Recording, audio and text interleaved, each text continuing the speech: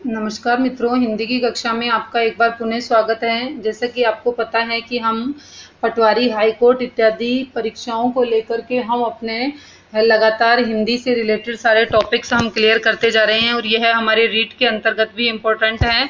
अविकारी शब्द क्रिया विशेषण होते हैं जिन्हें हम एडवर्ब भी कहते हैं। अविकारी शब्द का शाब्दिक अर्थ है जिसमें विकार न हो, अर्थात जिसमें कोई परिवर्तन न किया जा सके किसी प्रकार से। कोई भी, जैसे मान लो अपने पास लिंग वचन कारक कुछ भी आ जाए तो हम उसमें कोई परिवर्तन न कर सकें, वे क्या कहलाते हैं? अविकारी शब्द कहलाते हैं।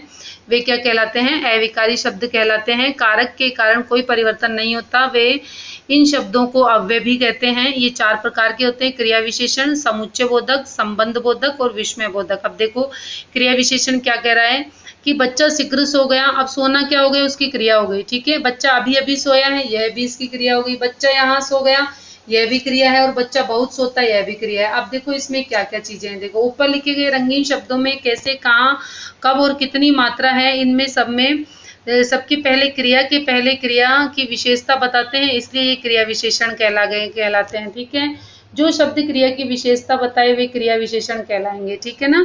अब देखिए क्या कह रहा है वाक्य में, बच्चा शीघ्र सो गया। अब क्रिया क्या है? सो जाना। ठीक है, क्रिया की पहचान क्या है? कैसे। और क्रिया विशेषण क्या है? शीघ्र। ठीक है, ऐसे ही बच्चा यहाँ सो गया।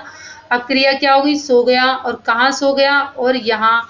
ये क्या है? क्रिया विशेषण है। ठीक है, क्रिया की पहचान क्या हुई? कहाँ और यहाँ। ठीक है, ये क्रिया विशेषण हो गया। अब बच्चा अभी सोया है तो क्रिया क्या हो गई? सोना हो गई। और कब सोया? और अभी अभी सोया है, ये क्या हो गया? क्रिया विशेषण हो गई। ठीक है ना। अब ऐसे ही बच्चा बहुत सोया, सोना हो गई इसकी, है ना। अब कितना सोया? बहुत सोया, ये क्रिया विशेषण हो गई। तो इस तरह से हम क्रिया विशेषणों की पहचान कर सकते हैं। अब देखिए नेक्स्ट, देखिए क्रिया विशेषण के मुख्य भेद कौन कौन से होते हैं? रीतिवाचक क्रिया विशेषण, स्थानवाचक क्रिया विशेषण। रीतिवाचक मतलब क्या होता है? जैसे भाई क्या मैनर है आपके, है ना, मैनर वाचक, है ना, इसको हम कहते हैं मैनर्स वाली। ठीक है, कालवाचक मतलब समय से रिलेटेड हो गया। ऐसे ही परिमाणवाचक क्या हो गया कि भाई किस तरह से हम इसकी जो क्वांटिटी है वो क्या है। ठीक है, अब देखो खरगोश जैसे रीतिवाचक है, खरगोश धीरे धीरे चलता है ना। ऐसे ही अचानक वर्षा आ गई। अब धीरे धीरे और अचानक शब्द हैं, ये क्या है? रीति से, ढंग से हो रहे हैं, अतः ये रीतिवाचक कहलाएंगे। ठीक है ना।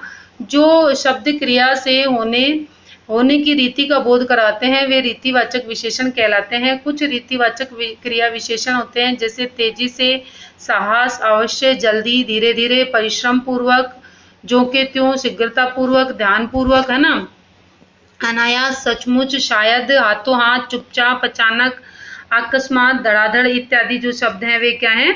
रीतिवाचक क्रिया विशेषण होते हैं। स्थानवाचक क्या क्या होंगे? देखो बिल्ली आराम से छिपी बैठी है, आसपास छिपी बैठी हुई है आराम से, है ना। ऐसे ही प्रिया ऊपर जा रही थी, स्थान हो गया, है ना। अब इन वाक्यों में आसपास और ऊपर शब्द है, जहाँ क्रिया कहाँ हो रही है, इसमें स्थान का बोध कराया जा रहा है। क्रिया विशेषण स्थानवाचक हो गए, जो क्रिया के होने के स्थान का बोध करवाते हैं। तथा कुछ स्थानवाचक क्रिया विशेषण शब्द हैं जैसे यहाँ, वहाँ, भीतर, दाएं बाएं, ऊपर नीचे, निकट, पास, है ना, निकट, पास, अन्यत्र, है ना, सामने, दोनों ओर, है ना, उस ओर, आगे पीछे, ये सब, है ना।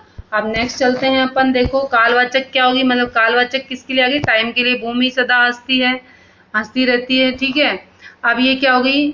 पिताजी अभी अभी बाजार से फल लाए, तो ये समय से रिलेटेड हो गए। सदा और अभी अभी ये शब्द क्रिया के होने के समय के बारे में बता रहे हैं, इसलिए इसे कालवाचक कहते हैं। जो शब्द क्रिया के होने के समय का बोध कराते हैं कालवाचक होते हैं। तथा कुछ कालवाचक विशेषण होते हैं प्रातः, कभी कभी, हर समय, लगातार, अभी, पहले, कल, परसों, आजकल, आज तक, तब तक, हमेशा, दोपहर, शाम, रात, दिन भर, ये सब, है ना।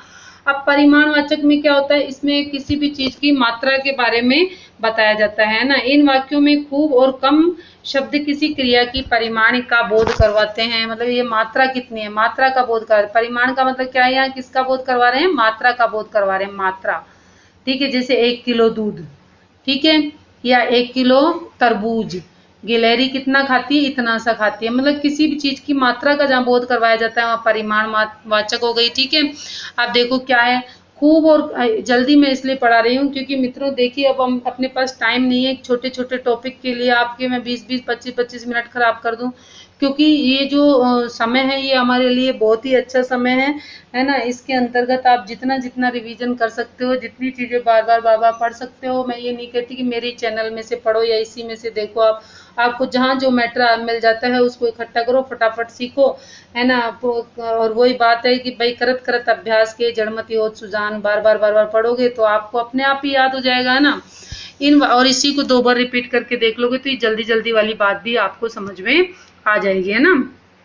और अगर आप मुझे बताओगे कि भाई मैम आपको बहुत ही अच्छे से धीरे धीरे समझाना है, तो मैं आपको उस तरह से भी समझा दूंगी, मुझे कोई दिक्कत नहीं है ना। इन वाक्यों में खूब और कम शब्द क्रिया की मात्रा या परिमाण का बोध करवाते हैं, अतः ये क्रिया विशेषण होते हैं। जो शब्द क्रिया की मात्रा या परिमाण का बोध करवाते हैं वे परिमाण वाचक क्रिया विशेषण कहलाते हैं। जैसे कुछ परिमाण वाचक शब्द होते हैं, थोड़ा, अधिक, बिल्कुल, उतना, इतना, ज्यादा, केवल, अत्यंत, खूब, है ना। विशेषण और क्रिया विशेषण में अंतर। कुछ शब्द विशेषण और क्रिया विशेषण दोनों प्रकार से प्रयोग किए जाते हैं। अब देखो कौन कौन से कैसे हो गए। देखो, वे शब्द जहाँ संज्ञा और सर्वनाम की विशेषता बताते हैं वे विशेषण होते हैं, परंतु वही शब्द क्रिया की विशेषता को बताते हुए क्रिया विशेषण कहलाते हैं। या आम मीठा है, ये विशेषण हो गए।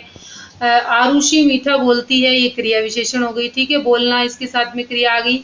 ऐसे बहुत बच्चे खेल रहे हैं, विशेषण है। बहुत बच्चे बहुत खेलते हैं। अब बहुत तो विशेषण हो गया, लेकिन खेलना इसके साथ क्रिया हो गई, तो ये क्या हो गई, क्रिया विशेषण। एक बार रिवाइज कर लेते हैं अपन। देखो, बहुत ही छोटे से में हो गया काम अपना। क्रिया की विशेषता बताने वाले शब्द क्रिया विशेषण कहलाते हैं तथा क्रिया विशेषण के 4 भेद होते हैं। एक तो रीतिवाचक, स्थानवाचक, कालवाचक, परिमाणवाचक तथा कुछ विशेषण ऐसे होते हैं जो क्रिया विशेषण दोनों होते हैं, है ना। अब देखो, क्रिया कब, कहाँ, कैसे और कितनी हुई, इसकी जानकारी क्रिया विशेषण में देते हैं। तो इस तरह से हमने आज किसका अध्ययन किया, हमारे क्रिया विशेषणों का हमने अध्ययन किया। तो इस वीडियो को आप 2 बार रिपीट करके देखेंगे तो आपको बहुत अच्छे से आ जाएगा। तो मैं इसको बहुत ज़्यादा बड़ा करना नहीं चाहती हूँ, क्योंकि इसमें से अपने ज़्यादा से ज़्यादा एक प्रश्न आएगा, क्योंकि यह हमारे कोर्स में वैसे तो नहीं है, लेकिन विशेषण और क्रिया दोनों हमारे कोर्स में है, इसलिए मैंने आपको ये पढ़ा दिया है, ठीक है। अलग से इसका कोई टॉपिक नहीं है क्रिया विशेषण का, लेकिन चूंकि क्या है, क्रिया और विशेषण है, तो हम उसको एक बार हमारा इसको पढ़ना आवश्यक था, इसलिए आपको थोड़ा जल्दी में मैंने पढ़ा दिया।